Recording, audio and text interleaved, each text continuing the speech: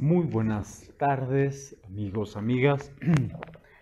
Como cada lunes de lecturas del psicoanálisis, aquí, Psicoanálisis desde cero, en la Biblioteca Jesús H. Avitia, Calzada de la Ronda número 9, esquina Eje Central, Delegación Cuauhtémoc, acá en Ciudad de México.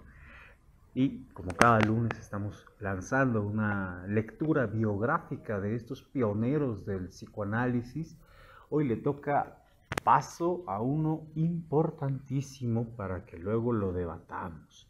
Recuerden que el próximo año, a inicios del 2023, se va a lanzar la convocatoria para que todas estas biografías que estamos comentando por acá, se vuelvan parte de un cuerpo de investigación formal.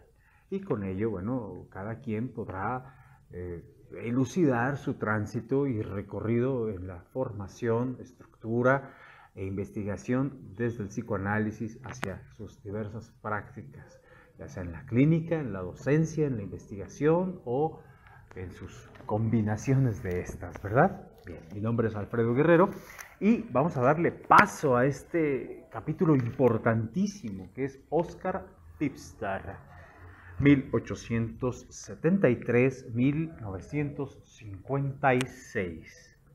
Este texto es extraído de una redacción de Hans Sulliger, El psicoanálisis y la fe.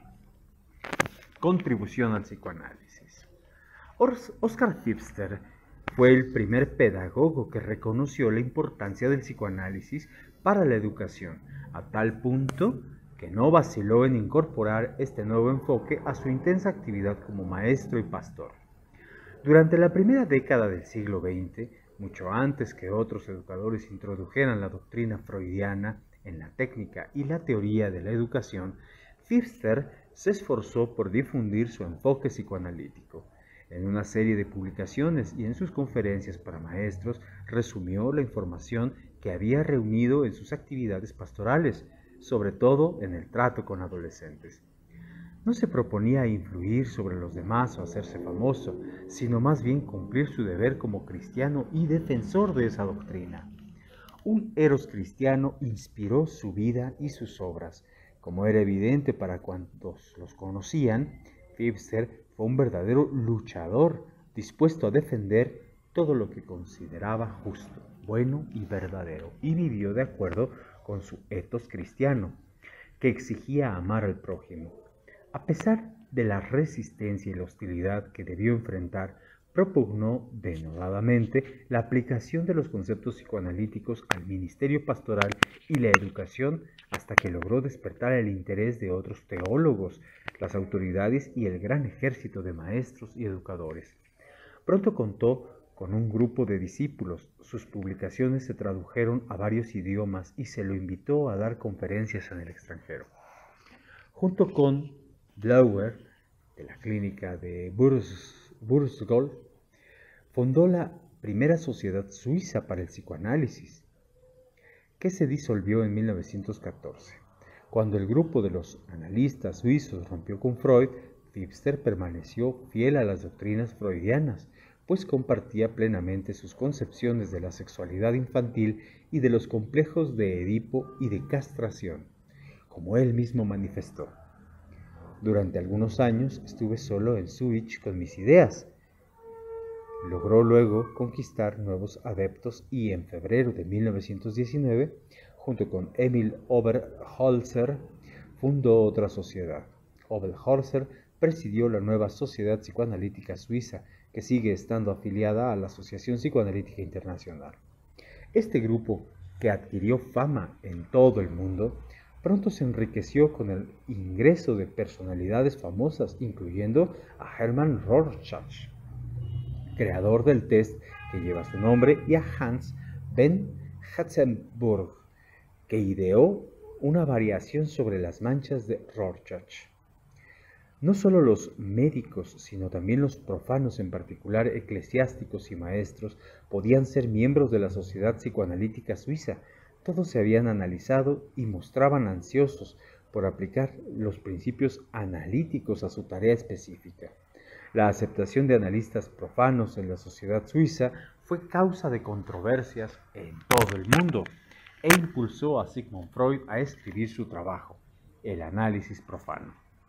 Esas divergencias llevaron a Emil Oberholzer a fundar una segunda sociedad, la Sociedad Médica Suiza para el Psicoanálisis, constituida exclusivamente por médicos. Con todo, Oberholzer invitó a dos destacados profanos, Oskar Pfister y Hans Sulliger, a ingresar en la sociedad como miembros extraordinarios, pero sin derecho de voto. Ambos rechazaron la invitación pues no querían actuar como miembros de segunda categoría. Si en ese momento Pfister hubiera abandonado la Sociedad Psicoanalítica Suiza para unirse al nuevo grupo de Oberholzer, aquella podría haber desaparecido tal como ocurrió con su antecesora en 1914. Pero Pfister se mantuvo firme y leal a Freud, y eventualmente la mayoría de los miembros que habían pasado al grupo exclusivo para médicos volvieron a apoyarlo. Así, la Sociedad Médica Suiza para el Psicoanálisis desapareció, mientras que la Sociedad Psicoanalítica Suiza floreció bajo la presidencia de Philipp Saritzin. Pfister hizo dos importantes contribuciones al psicoanálisis. Creó la educación psicoanalítica de la que habría de surgir luego el análisis de niños y en 3 ocasiones impulsó en Suiza las formulaciones freudianas, poniendo especial cuidado porque el ideal del gran científico vienés se mantuviera vivo e inalterado. Capítulo: Mi encuentro con Pfister. En el año 1911 visité el seminario para maestros de Berna, cuyo director Ernst Schneider, discípulo de Freud y alumno de Pfister, nos informó sobre el éxito de su amigo, el pastor de Zúrich. Constituyó una fuente de inspiración para los que comenzábamos a enseñar y recuerdo haberme preguntado si la experiencia de Pfister con adolescentes no podía aplicarse también a niños más pequeños, sobre todo a los alumnos de las escuelas públicas. En 1912 decidí seguir el ejemplo de Pfister y aplicar el psicoanálisis a niños de 12 o 13 años dentro del sistema público oficial. Siguiendo siempre el ejemplo de Pfister, me preparé para esta tarea sometiéndome a un tratamiento psicoanalítico y leyendo una y otra vez las obras de Freud. Como en esa época el psicoanálisis era objeto de un ataque masivo en Suiza, tuve que proceder con cautela. Trabajando sin colaboradores, logré liberar a algunos alumnos de mi clase de sus inhibiciones en el campo del aprendizaje, de la hostilidad reactiva y la agresión, y de la falta de amistades, de la continencia nocturna y de los sentimientos de culpa provocados por la masturbación, así como de robos impulsivos y otros síntomas similares. Tuve la suerte del principiante. Alrededor de 1920, 2 factores me llevaron a redactar un informe sobre mi experiencia. En primer lugar, sentí que mi tarea se enriquecería con la crítica de los expertos. Segundo, se le había pedido al director Schneider que abandonara su enfoque analítico y yo deseaba demostrar a través de casos concretos los beneficios que podían obtenerse aplicando el psicoanálisis a los problemas educativos.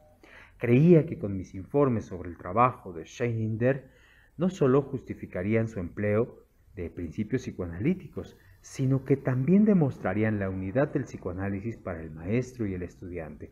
Confiaba en que mi pequeño volumen, Psicoanálisis y experiencia con el público en las escuelas, publicado en 1921, contribuiría y reivindicaría a Schneider.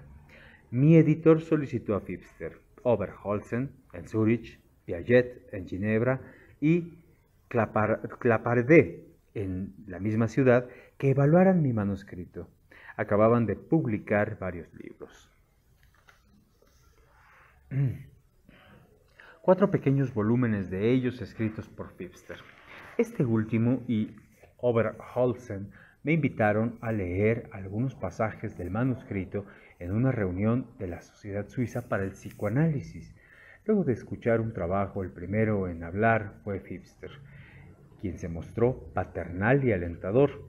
Por su parte, Oberholzer señaló que yo había tenido oportunidad de observar directamente muchas situaciones de los analistas que trabajaban con adultos, solo pueden reconstruir a través de las asociaciones de los pacientes. Yo había visto en los niños lo que los adultos recuerdan y relatan en su infancia, y mi trabajo proporcionaba a todos oportunidad de examinar las diferencias entre la experiencia concreta y las fantasías elaboradas posteriormente. Cuando volví a ver a Pfister, me invitó a pronunciar una segunda conferencia que recibió la misma acogida que la anterior, luego de lo cual Pfister y Oberhausen me instaron a ingresar en su sociedad. A partir de ese momento, Pfister se convirtió en un paternal amigo. Después de publicar en 1923 mi segundo volumen sobre el inconsciente y la vida mental en la juventud, muchos padres de niños pequeños, algunos de edad preescolar, comenzaron a consultarme. También gracias a Pfister me fue posible participar en el Congreso de la Asociación Psicoanalítica Internacional y, en Berlín, me presentó a Freud. Este fue, de paso, el último congreso en el que Freud participó. Volví a verlo solo en otras 2 ocasiones, cuando me trasladé a Viena para seguir algunos cursos y pronunciar conferencias. Freud demostró su cordialidad de múltiples maneras. Me invitó a visitarlo a su casa y a asistir a cursos de especialización para maestros, y organizó una serie de clases que yo debía dictar en Stuttgart, junto con Heinrich Schmidt. Freud y yo seguimos siendo amigos hasta su muerte, aunque nunca aceptó mi concepto de que la educación psicoanalítica es de índole colectiva y social más que una cuestión de tratamiento individual. Mi convicción se hizo cada vez más firme a medida que aumentaba mi edad y mi experiencia. Si un niño estaba tan enfermo que necesitaba un tratamiento individual, lo enviaba a un analista de niños. Siempre he establecido una diferencia entre la educación psicoanalítica y el psicoanálisis de niños. Capítulo: El desarrollo de Pfister. Oskar Pfister nació en un suburbio de Zúrich el 23 de febrero de 1873. Su padre había de convertirse más tarde en un predicador liberal, y aunque su madre era estricta y puritana, también fue una esposa comprensiva. Ella y su esposo colaboraron armónicamente en la educación de sus 4 hijos, de los cuales Oskar era el menor, dentro de un estilo piadoso y temeroso de Dios. El contacto con los enfermos y moribundos de su parroquia había convencido al padre de Oskar que debía llegar a ser médico del cuerpo, además del curador de almas. Se sentía particularmente conmovido cuando visitaba a los niños enfermos de difteria, cuando pensaba que, de haber sido médico, habría podido salvar su vida. El padre de Pfister murió antes de haber podido completar sus estudios de medicina y agotado, quizá por la abrumadora tarea que se había impuesto. Oskar tenía solo 3 años cuando la señora Pfister se mudó con sus 4 hijos, huérfanos de padre, a una institución comunitaria de Königsfeld, en la selva negra de Baden, donde se les dedicó toda su vida. En su nuevo hogar en la Selva Negra, el pequeño Oskar tuvo una experiencia que ejerció enorme influencia sobre su vida. Uno de sus amigos del jardín de infantes se quedó dormido durante la clase y fue cruelmente golpeado por la maestra. Como lo describió más tarde Pfister, no he podido olvidar la expresión dolorida del niño enfermo mientras vomitaba sobre el vestido de la severa maestra. Unos pocos días después, mientras entonábamos cantos de dolor y duelo frente a la tumba abierta de mi amiguito, sentí que quería alejar a la maestra del rostro pálido del niño. En ese momento Oskar pensó en convertirse en maestro y educador. Él sería muy distinto y mucho más humano. En 1880, la señora Pfister regresó con su familia a su hogar en Zúrich, donde Oskar asistió a la escuela pública y tuvo otra experiencia negativa con un maestro, un alcohólico cuyo único recurso didáctico era el castigo corporal. Este hombre sádico prestaba particular atención a 2 niñas, débiles mentales, a las que castigaba cruelmente todos los días, con la convicción de que así aprenderían a leer. Como suele ocurrir en tales circunstancias, la mayoría de los compañeros disfrutaba de esas escenas, pues gratificaban así su sadismo reactivo. Oscar experimentaba profunda pena por las dos pequeñas víctimas perseguidas y se sentía disgustado con el maestro, a pesar de que éste solía distinguirlo porque era un alumno inteligente. Se sintió feliz cuando, cerca de su 11º cumpleaños, lo trasladaron a la clase de un maestro sensible, al que Pfister se ha referido como un benefactor y un conductor espiritual. Lo amaba y había caminado a través de llamas por él. Sin saberlo, el joven maestro despertó en Oscar la tendencia a asumir una actitud crítica. En su autobiografía, Pfister escribió: nos había invitado a rezar frente a todas las dificultades, pues así obtendríamos ayuda, de modo que lo intenté. En cierta ocasión, en que no pude aprender un poema de memoria debido a circunstancias familiares, me mantuve muy sereno, absolutamente convencido de que nada podía ocurrirme cuando me llegara el turno de recitar el poema. A medida que ese momento se acercaba, con inconmovible confianza esperé a que ocurriera un milagro y como éste no se produjo, experimenté una aterradora confusión. Pero me tranquilizó el maestro, quien asumió parte de la culpa y me habló con actitud muy comprensiva. Pfister comenzó a poner en duda la creencia cristiana en milagros, pero jamás dudó de la gracia de Dios. Como se hacía cada vez más evidente, lo más importante para Pfister era que un verdadero cristiano debe seguir pensando y cuestionándolo todo. A medida que Pfister crecía y maduraba con su convicción acerca de la supremacía del pensamiento humano, se hacía más profunda. Más tarde, luego de haber aprobado sus exámenes de ingreso en la Universidad de Zúrich, asistió con frecuencia a clases de psicología en la Universidad de Basilea, donde estudiaba teología y filosofía. Aunque Pfister se había formado en el espíritu del dogmatismo ortodoxo, le resultaba imposible aceptarlo. Sentía tal antagonismo frente a las creencias ortodoxas que estuvo a punto de abandonar el estudio de la teología. Siendo aún joven estudiante, se dedicó a formular una crítica profunda y aguda de la Biblia y sintió fastidio cuando un profesor conservador trató de ridiculizar sus intentos. No obstante, también rechazaba la idea de buscar una explicación científica histórica para los relatos bíblicos de milagros, tales como la transformación del agua en sangre o de la vara de Moisés en una serpiente y luego otra vez en vara ante el faraón egipcio. Al cabo de 8 semestres aprobó su examen final de teología y después de realizar algunos estudios adicionales en Berlín, obtuvo también su título de doctor en filosofía. Eligió para su tesis un problema de filosofía y psicología religiosa, una génesis de la religión y filosofía. Luego comenzó a trabajar como pastor en Wald, una aldea de Zúrich. En sus propias palabras dice: me encantaba predicar desde el púlpito. Me apasionaba el ministerio pastoral de los enfermos y los desamparados, los extraviados y los pobres. Sobre todo, amaba enseñar religión. Nunca tuve la más leve dificultad para mantener el orden entre los 400 niños de 12 a 16 años, provenientes de distintos distritos escolares que llegaban a mi escuela a través de empinadas colinas.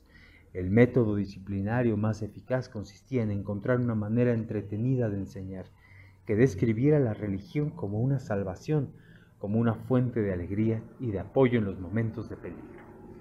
La influencia que ejercía la personalidad de Pfister se hacía evidente en cuanto uno lo conocía, irradiaba una cierta cualidad que llevaba a la gente a hacerle confidencias sin que él hiciera intentos conscientes por que así ocurriera. Su interlocutor percibía de entrada su integridad, su sabiduría, su bondad, su tranquilizadora empatía y su paz interior. Después de identificarse con las concepciones de Sigmund Freud, demostró poseer además una penetrante comprensión psicológica. En 1897, Pfister se casó con Erika Bulberli. Su hijo se dedicó a la psiquiatría. Fue director del Hospital Estatal de Realta en Graubünden y en la actualidad tiene su propio consultorio en Zúrich. Después de 5 años como pastor en la aldea de Wald, Pfister se trasladó con su familia a Zúrich, donde en 1902 fue nombrado pastor de la iglesia Prediger. y su familia se mudó a la nueva casa parroquial. Por esa época se inició la relación con Freud, a quien Pfister visitó por primera vez en 1908. Aunque ya había adquirido las herramientas de trabajo que proporciona la psicología académica, estas no le brindaron una formación adecuada como pastor y médico de almas. Pfister buscaba una manera de satisfacer las necesidades de los niños de su parroquia y confiaba en ofrecerles algo más que una ayuda temporaria y momentánea. Esto es, trataba de encontrar una orientación cristiana activa y su máximo requisito era el amor a Jesucristo.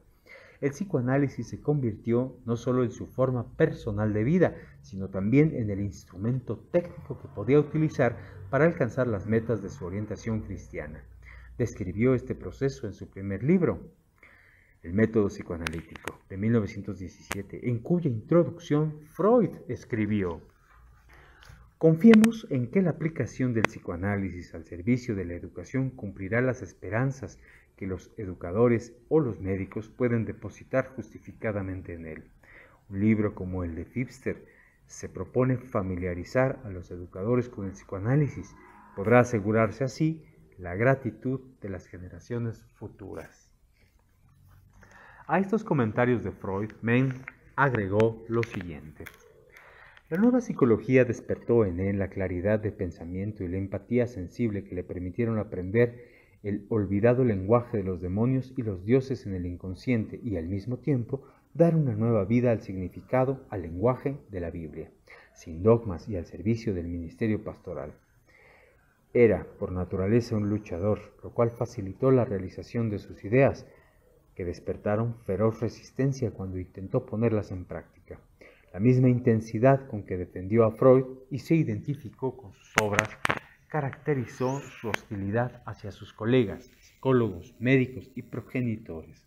Por ejemplo, tuvo una violenta controversia con William Stern, que en ese momento era una de las figuras más destacadas de la psicología alemana. Una amistad profunda y plena unió a Pfister y Freud durante toda la vida, lo cual resulta aún más notable si se considera que esa época era una serie de desengaños. En esa época, una amistad profunda y plena, disculparán ustedes, unió a Pfister y Freud durante toda la vida, lo cual resulta aún más notable si se considera que en esa época una serie de desengaños había hecho que Freud se mostrara muy cauteloso por temor a una nueva desilusión. La amistad entre ambos fue muy productiva desde el punto de vista científico. En sus entrevistas a través de una animada correspondencia se incluye aproximadamente 120 cartas. Ambos examinaron los problemas que se planteaban entonces en el campo del psicoanálisis y que incluían temas como la neurosis, la histeria, la compulsión, la fobia, la obsesión, la ansiedad y la culpa, el superyo, el etos, la psicología de las masas, la antropología, la guerra y la paz, el consumismo y la revolución, el capitalismo y problemas relacionados con la fe y la religión. Además de la correspondencia entre Pfister y Freud, aproximadamente 300 publicaciones de extensión e importancias diversas dan testimonio de las actividades científicas de Pfister. Este conservó su cargo de pastor durante 37 años, periodo durante el cual experimentó todas las vicisitudes de la vida humana, sus goces y sus pesares, en la guerra y en la paz. Su esposa murió en 1929 y un año después volvió a casarse con una viuda, Martha Suppinger-Urner, con la que llevó una vida feliz hasta su muerte, ocurrida el 6 de agosto de 1856. En 1908 se le ofreció el cargo de profesor de teología en la Universidad de Zúrich y, poco después, de filosofía en la Universidad de Riga. Pero como no quería abandonar sus actividades pastorales y psicoanalíticas dentro de su parroquia, rechazó ambos ofrecimientos. El Departamento de Teología de la Universidad de Ginebra le otorgó el título de doctor honoris causa el 23 de mayo de 1934. Hacia 1939, Pfister ya se había retirado y vivía con su familia en un nuevo hogar en Wittikon. A pesar de su alejamiento, siguió escribiendo y publicó su segunda obra importante. sobre un cristianismo y sobre la angustia. Pfister a través de Sigmund Freud. La correspondencia entre Freud y Pfister se inició en enero de 1909 y continuó durante la vida de ambos. La amistad entre estos dos fue muy estrecha y Pfister nunca apoyó a los discípulos disidentes de Freud. Como prueba de la elevada opinión que Freud tenía de Pfister y su aplicación al psicoanálisis al cumplimiento de sus obligaciones pastorales, incluyó aquí algunos pasajes de diversas cartas. El 18 de enero de 1909, Freud le escribió por primera vez. Dice: no puedo contentarme con agradecerle por haberme enviado su trabajo. También debo expresarle mi satisfacción por el hecho de que nuestra labor psiquiátrica esté también en manos de un ministro de la religión, que tiene acceso a la mente de tantos individuos jóvenes y sanos. Un poco de broma, pero en realidad muy en serio. A menudo lamentamos que el psicoanálisis requiera para su aplicación condiciones de normalidad y que las anormalidades organizadas de la vida mental le impongan una limitación en el resultado de que las circunstancias óptimas para su empleo existan precisamente allí donde no se las necesita, esto es, en los individuos sanos. Ahora me parece que esas circunstancias imperan en la situación que se realiza su tarea. Meng y Freud, 1963, en la página 15. 9 de febrero de 1909 escribió: no sospechan que en su caso el éxito se alcanza fundamentalmente por el mismo camino que el maestro, es decir, la transferencia erótica, pero usted tiene la fortuna de poder guiarlos hacia Dios y ayudarlos a restablecer lo que, en este sentido, fue la feliz situación de épocas previas cuando la fe religiosa ahogaba las neurosis, sino una herramienta imparcial que tanto el sacerdote como el laico pueden poner al servicio de aquellos que sufren.